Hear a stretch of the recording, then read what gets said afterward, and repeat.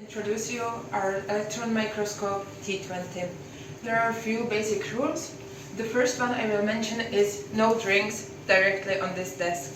It's because there is electronics behind this table, and if you would spill it, you could destroy the microscope. Another rule is no USB sticks directly in this computer. Third rule, which is totally necessary to fulfill, is no liquid nitrogen dewar on this desk. Again, the desk could be destroyed. Before starting to work, it's necessary to sign in into the logbook. There are a few things: date, time, user and group, and comments. Other thing after coming to this room is checking if the on-off button is lit, vacuum button is lit, and high tension button is lit. The buttons are light dependent, meaning if there is no light, the buttons are not lightning. After checking these things and signing in to the logbook, you can log in into the microscope computer. After logging in, if not done automatically, you start the microscope user interface and TIA. It's totally necessary to start the microscope user interface first and then afterwards the TIA. There are a few things you have to check. If the vacuum is okay, it's these green values, and if the high tension and filament buttons are lit, meaning the high tension and filament are on. After you check all of this and you are signed in, you can start cooling down the microscope. There are two viewers what you can use for cooling down. The big one, which holds for a maximum of 18 hours and is used for overnight data collection. You just put it in to the stand. Then there is the small viewer, which is for a maximum of 6 hours, and for that you have to use this smaller stand to the stage, which you just put in, and the smaller viewer you can put on top. The smaller viewer takes 1 beaker of liquid nitrogen, the big one 3 beakers. As I said, it's totally not possible to put the liquid nitrogen viewer on the desk, otherwise the desk would be destroyed. Other thing before filling in the liquid nitrogen is to take out the electronics. Again, it could be destroyed if there was liquid nitrogen spilling into the electronics. And it's totally necessary to check if this glass is covered with the cover. You can, if you check all of this thing, you can slowly start filling the microscope or the viewer with the liquid nitrogen. Because the liquid nitrogen or this cold braid needs to cool down, there is a part where the liquid nitrogen is boiling. You can see it here. There are a bit of liquid nitrogen spilling out or the bubbling, so you have to wait until the bubbling stops, until the boiling stops. You can even hear it, that there is a specific sound. It gets a bit louder.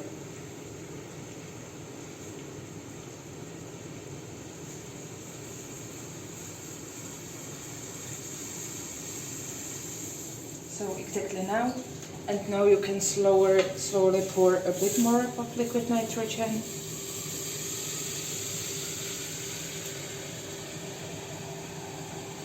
Wait again.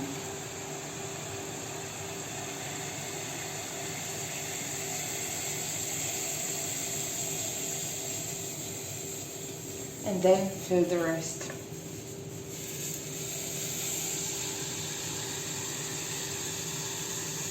If you have any leftovers of the liquid nitrogen, there is a styrofoam box where you can pour the rest. It's always necessary to put the top on the viewer to avoid the contamination. Afterwards, you fill the liquid nitrogen, you start the timer. Please make sure you are not running out of the liquid nitrogen otherwise the microscope vacuum would crash. It's completely necessary to always fill the liquid nitrogen dewar. The microscope itself is separated into 3 areas: gun area, column area, and camera area, which are physically separated with column wells. The gun area consists of the gun, which is lab 6. In the column area there are 2 aperture, condenser aperture and objective aperture. The selected area aperture is missing, we don't have this one. Another important part of the column is the stage where you insert the holder with your sample. The camera area consists of the viewing screen, which can be raised, and beneath the viewing screen there is the camera itself. After cooling down the microscope, you can start with pre-specimen alignments. First thing what you have to do is to load the alignment. It's in the alignment panel. When you press this arrow, and then there is the flip out panel. You have to go to File, and then you can see several files. The right alignment file is T20 to 200 kb beta. To load the alignment, you just double click and then press Apply.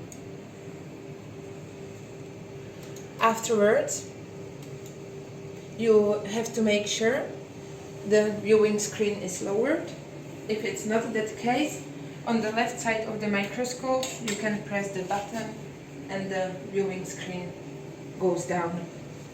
Then you can open the column wells by pressing column wells close. You can see the button is not highlighted in yellow anymore and the status changes to ready. On the viewing screen you can see there is a light. Other thing to do is in the outgun panel you press Align, and then there is a question to prepare the microscope. First thing is question if the specimen holder is retracted into the parking position. We haven't inserted the specimen holder yet, so yes, it's correct. Another one is that the objective aperture is removed. That you can see in here. This arrow has to point out on out. So yes, the objective aperture is removed, and that the selected area aperture is removed. As I said before, we don't have selected area aperture, so you don't have to worry about it. After you make sure all of these things are true, are correct, you can press OK, and then the microscope is making the gun tilt. As long as the Align button is highlighted in yellow, it's making the gun tilt, and as soon as the Align button is gray again, the gun tilt is done and the microscope is ready for you to use it again. Other thing what to do next is the condenser aperture alignment. Please make sure the magnification is on 4400. If not, you can change it on the right hand panel by turning the magnification knob. Other thing which is not necessary but is really useful is go to stage and press the intensity zoom button. As soon as it's highlighted in yellow, it's active. Intensity zoom makes following that if you are changing the magnification, your intensity will always stay the same. Meaning that if you are increasing the magnification, your beam will stay with the same intensity as with the magnification before, and it will not get lost. Other thing is, you can see the beam is out of center. It's not center. You can center it on the left hand panel with the beam shift button. So after you center the beam, you can open it with the intensity button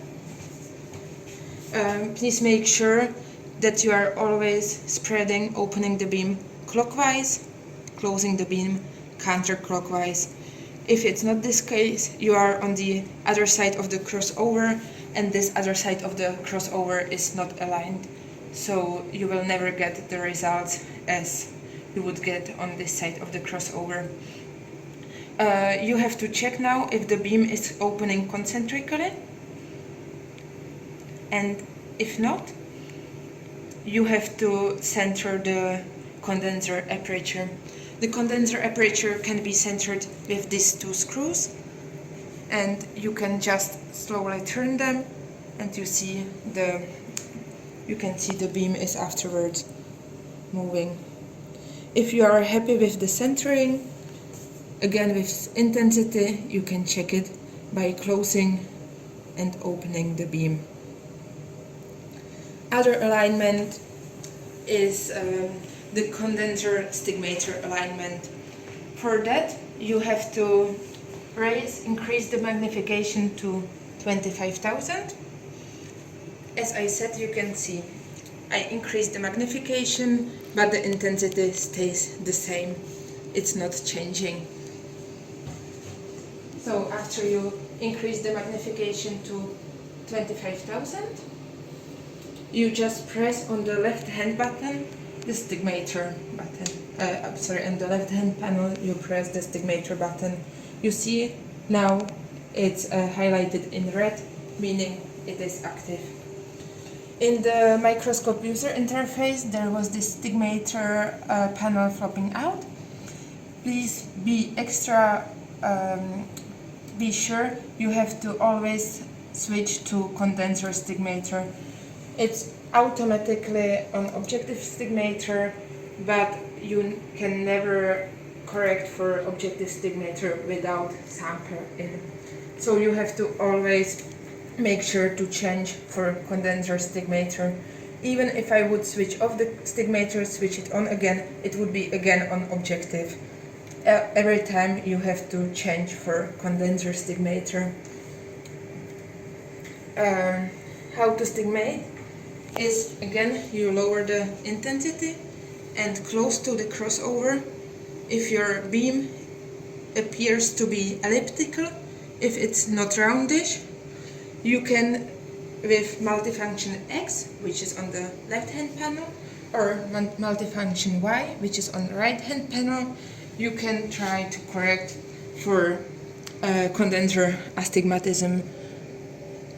So you see, now I'm changing and the beam is changing its shape.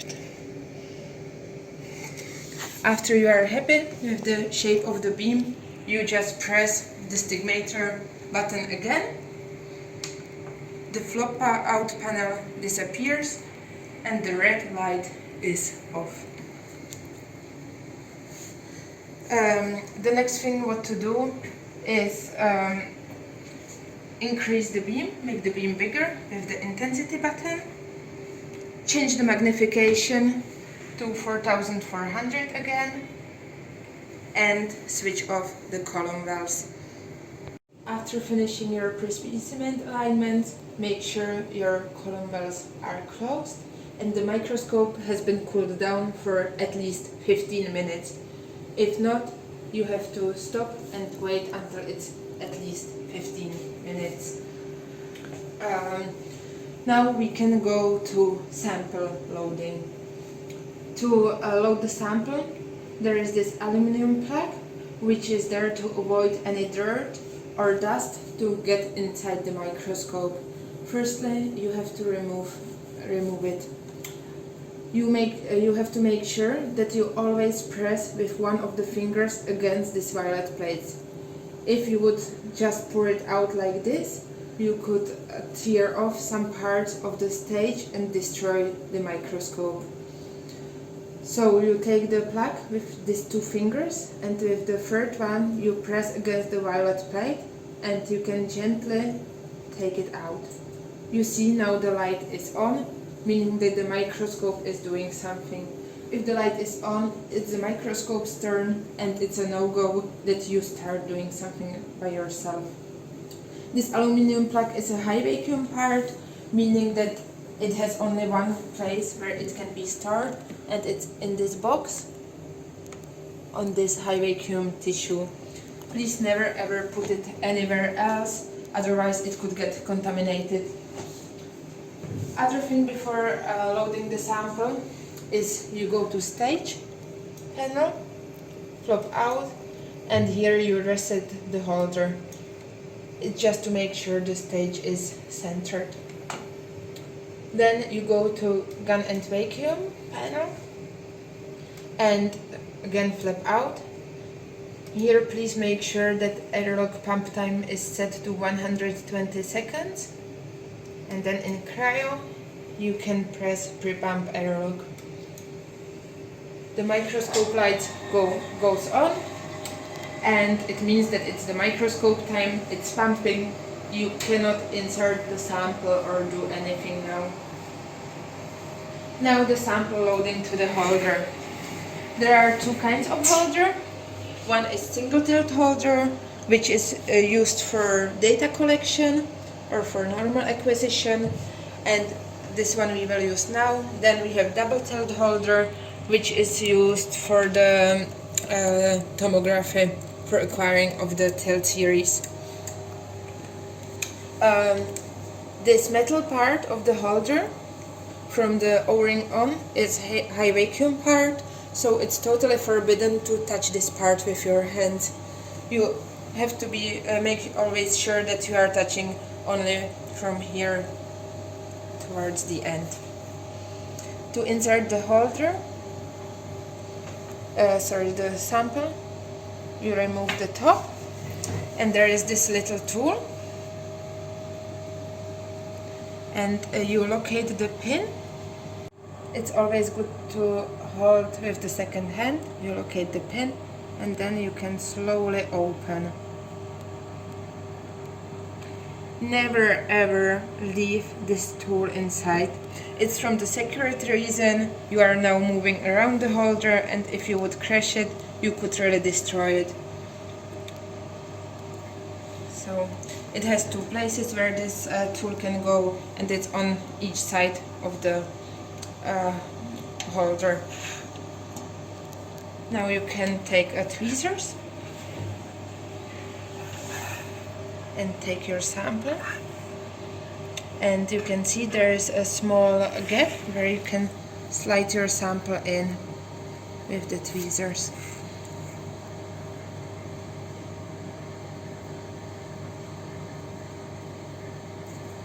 So you take your sample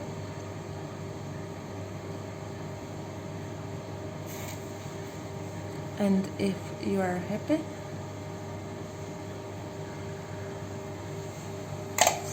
then you can take this tool again, locate the pin, and again very slowly and carefully close the clamp.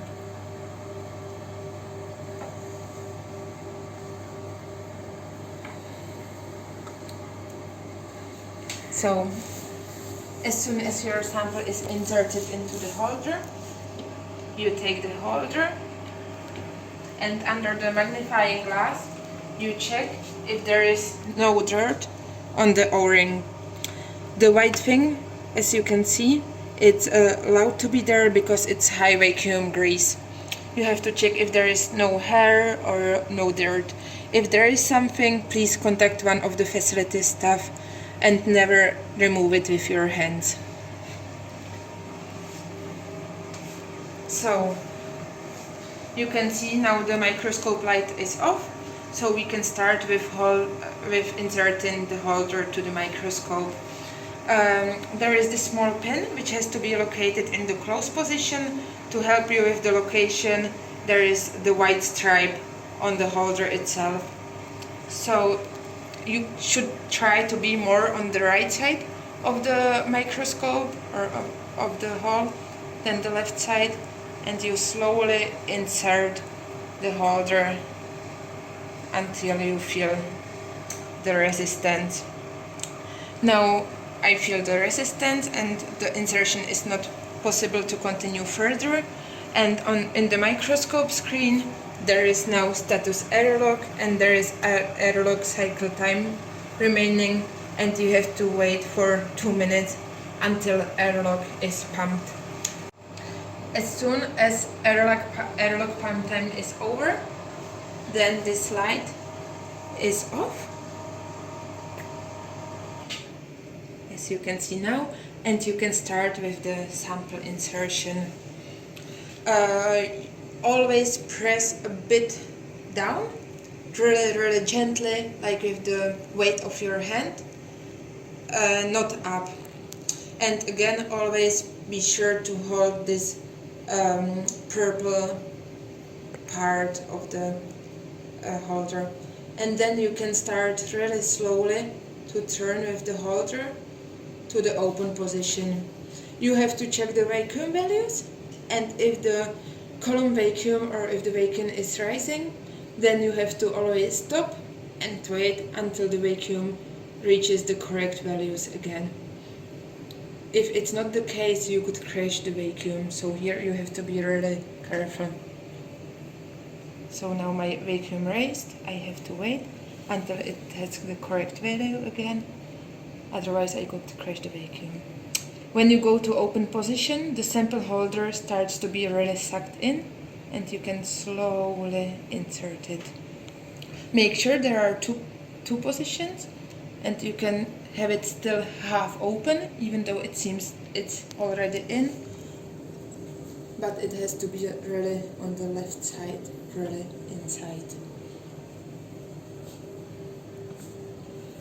Afterwards, always check the vacuum values if it returned to normal. After inserting the sample, you have to check the vacuum values, and if the column vacuum value is back to 6, you can proceed with the on-specimen alignments. First thing to do is opening the serial EM. It's the last of the 3 programs, which should be on the desktop, and it opens on the second screen. Serial EM is a program which we are using for acquiring the images. Then, if the vacuum is okay, you can open the column valves by pressing the column valves button. You can see status is ready, column valves are closed, it's not highlighted in yellow anymore, and the beam appeared again. Now you have to check if the magnification is on 4400, and with the joystick on the right hand panel you can move with the stage. You can see that I'm now moving all over the sample, and you have to find a spot which is in the middle of the which is in the middle of the grid square, and where there is some grid inside.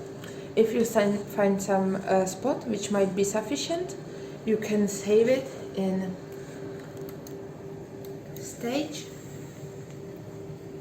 and pressing add. If you add the stage position, you can search further with the joystick, but you can always, by double clicking or by pressing go, highlighting and pressing go, you can always get back to your region of interest. If you found some area which is suitable, where there is some dirt or fiducious in your view, you can increase the magnification for 25,000. And here, please always be aware to be on the correct side of the crossover, meaning spreading the beam has to be clockwise, closing the beam counterclockwise. If it's not this case, you will burn or destroy your sample. So now I can change the magnification to 25,000 and bringing my dirt in the middle of the image. Be careful, left hand panel is for the beam shift, right hand panel is for the stage shift. Always make sure your beam is completely spreaded. It's always better to start with the wider beam and then lowering it down or make it more intense. The reason is that if the beam is too intense, you can burn the camera. After you find your dirt or your fiducia, you can go to serial EM, and in the green field of the serial EM, which is called camera and script, and you are sure that your beam is not too intense, you can press the record button. Now the screen is lifted and it acquires the image. So now you can see there is an image, and there is one value which is called min count. It's visible on the lower left corner of the image, and the min count has to be in between 11 and 17,000. Now you can see that it's a bit less, so you can make your beam more intense. There is one basic rule, and that's never ever change intensity or magnification on the camera. You have to always be on the screen, otherwise you could destroy the camera. Be please careful even on the screen. If the beam is too intense, really on the crossover, you could burn the screen. So I can make the beam a bit more intense and take another shot with the record button to see the counts now.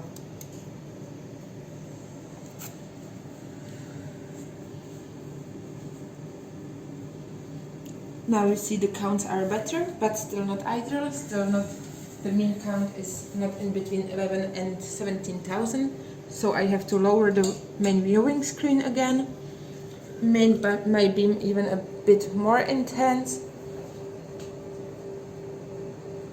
and take another, hopefully now the last record image, to make sure the counts are alright. You see now the min count is 14,000, meaning that it's correct, it's where we aim. So I can start the auto-align procedure.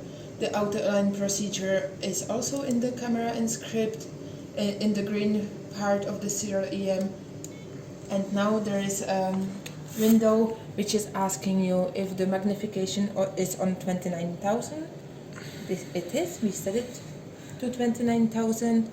If the beam is evenly spread, it is, we took care about it. And if the record has in between 11 and 17,000 mean count, yes, we can see it has 14,000. If you are in the middle of the grid square with a fiducia, yes, we are. If everything is correct, we can press OK. If not, we also have to press OK, but then we can stop with the stop button. Since everything is correct, now we have 6 to 7 minutes when the microscope is doing auto-alignment. Afterwards the column valves will be closed, so it's the time when you can go and grab a coffee and don't have to be afraid that something is happening with the microscope. When the procedure runs through, there is a message showing in the serial EM window saying that the auto-align is done and the microscope is secured, which means that column valves are closed and you should check FFT and focus. To check the Fourier transform, you press in the first dark area, in the first dark circle, and firstly you have to check if the FFT is round. If not, then there is a problem with the astigmatism, and you have to check the focus value. It should be in between -1 and -2. If it is really over like -20 or something, you know something didn't go through smoothly. If there is a message showing that the microscope or the script didn't run through, then there is the U-centric focus button on the right hand panel, which you can just hit, and it's the preset value of the microscope where it knows that the sample should be plus minus few microns in this U-centric height. So if really the script doesn't run through, you can hit the U-centric focus button and start the auto-align script again. In general, the auto-align script has to be done only once on the beginning of each session. Then afterwards there is just the new whole script, which you can choose either if you are just changing the sample, or if you are just choosing for the new hole, as the name tells you. It's because each hole has a different U-centricity, so you have to run the U-centric focus every time when you change really a lot within your grid. The next thing to show you is you can open the column bells and how to make the basic screening. In the serial EM picture, you can scroll in or out with the mouse button, and by pressing the left mouse button, you can move with the stage. It's really a physical movement, what I will now do with the stage. So the red cross will be where the red cross is, there will be the center of your image, and if you move like this, then the stage moves to the point of interest, to your place of interest. I can hit the record button again. It will take an image on my place of interest or on my spot of interest. And here I can save the image if it's correct. How to save it? There are a few buffers. There are so-called rolling buffers, which here you can see the rolling buffers are from A to F. To move in between the buffers, you can use the page up and page down buttons. The buffers are always rewritten, meaning that if I will take now another record, the old record will be saved as B and the new one as A. The one which is on F will be deleted.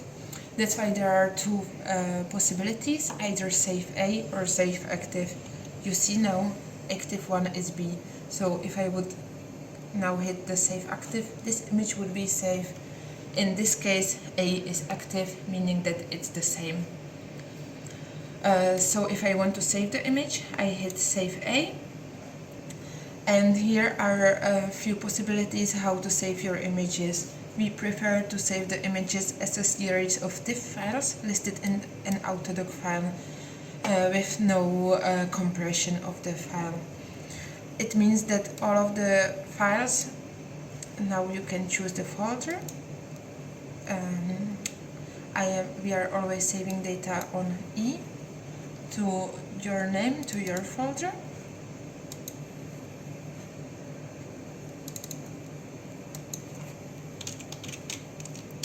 And now if I call my file name, for example, test, this will be saved as test000. And if I take another image, it will not ask me anymore how I want to save this image. It will save it automatically as test001. You see, now I saved another one. If I hit again, there is an error message showing that this file has been already saved. All of the necessary things are listed in the iDoc document, which can be used with the notes, where there is the pixel spacing, there is the magnification, and all of the important things what you need to know about your image. If you want to rename your file, you have to go to File and Close. And now if you save A, it will ask you again how you want to name your image. So in case you are changing the grid or you need to rename the area, you always have to go to File and Close the opened images. After you are done with the screening, to remove the sample, you have to firstly close the column bells. Here you can see that status ready, change to status column bells. Then you have to again reset the holder while going to stage, flap out panel and reset the holder. You see that stage moves in the middle. The light is on, meaning that it's the microscope time. You cannot do anything now. When the light is off again, you can really gently remove the holder. With your left hand, you have to press against the violet plate and super slowly. You should check the vacuum, so you have to, in the microscope interface, you have to go to gun and vacuum again, and you should again check the vacuum values. So with your left hand, while pressing against the violet plate, you can gently withdraw the sample holder until it goes to the position when it's not able to move with it at all. Now it stops, and you can again very slowly turn to the closed position. Please always check the vacuum values. If it rises, then you should stop and wait until the vacuum is okay again. If it's not the case, you could crash the vacuum in the microscope. When the holder is in the closed position, you take it with the 3 fingers and secure it with the fourth one. And then with the 5th one, you again press against the violet plate and you really gently withdraw it.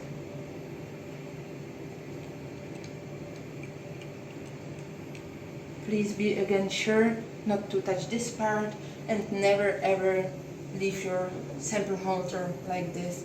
The sample holder has just 2 places where it can be, and it's either on the microscope itself or in here. It's totally forbidden to leave the sample holder somewhere else. The removing of the sample itself is the same as inserting it. You just locate the pin with this tool.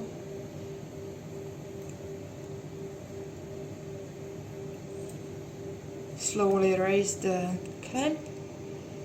Again, please remove the tool, never leave it in. Take the tweezers and with the tweezers slowly remove the grid itself.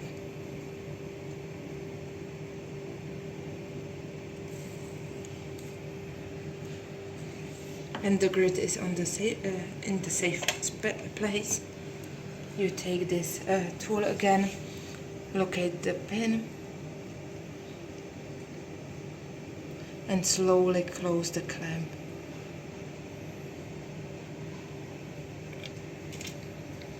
And you put there the last part. Make sure that the sample holder is not getting contaminated. After you saved your sample and put it into the grid box and the sample holder is on its spot and it's secured, then you can put back the aluminum plug to the microscope. As I said before, the plug is in the microscope to avoid any contamination or dirt to get into the stage. As you see, there is one part of the plug is cut, and in the microscope stage there is a pin. So the cut part has to face the pin. You need to use a bit of force to get it in, and you see the light is now lit and the airlock is pumping, meaning it's the microscope time. Now you cannot do anything. Now there is a difference in between if you are the last person or not.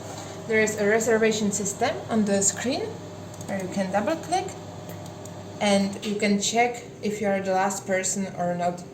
As you can see, today I'm the last person, so I can start the cryo cycle. If this is not the case, you have to put the protection on the screen, lower the main viewing screen, remove the electronics, and refill the liquid nitrogen. And please restart the timer so the next person knows when was the liquid nitrogen refilled the last time. As I said, today I'm the last person, so I can start the cryo cycle. To start the cryo cycle, I can go to vacuum and cryo. Please always be sure that the delay is to 0 minutes and the duration of the cryo cycle is on 240 minutes. To start the cryo cycle itself, you just press the button cryo cycle. Now you can see the button is highlighted in yellow and the status changed to the status cryo cycle. The microscope is again lightning, meaning that it's the microscope time. There is nothing what you can do. Now you have to take the top of the dewar and save it here. Remove the liquid nitrogen dewar. I removed the electronics before and placed the protection already before. Always make sure it's the case, please.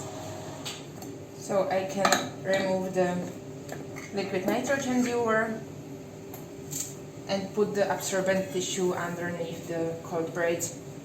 The rest of the liquid nitrogen I can discard in this styrofoam box. Then the dewar itself I will keep to dry in here. After everything of this is done, I can close the...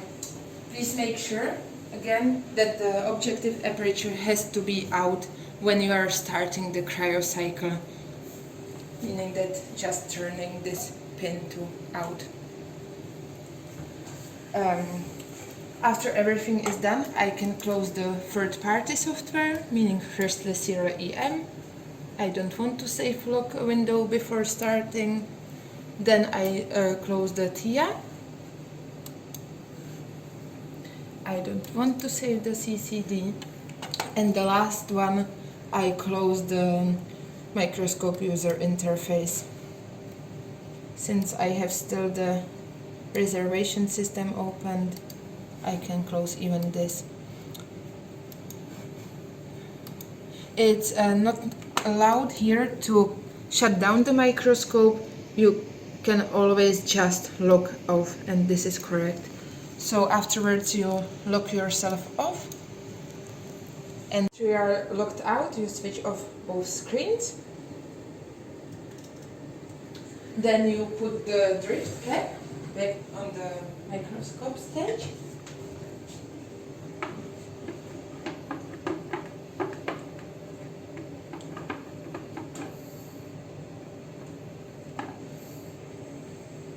You sign yourself out from the logbook. Close all of the lights, and then you can leave.